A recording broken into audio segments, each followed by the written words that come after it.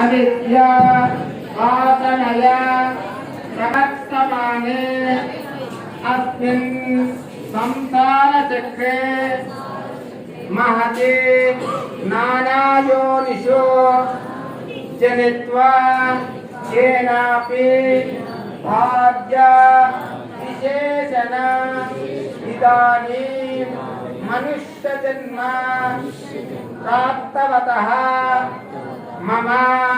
जन्म प्रभृति एततो क्षण पर्यन्तं भूतानां नवविधानां महापातक उपपातक आदीना अध्ययनः अपरो धन द्वारा श्रीमन्नारायण कैंकर्य रूपं कन्यादान महं करिष्ये इति संकल्प्य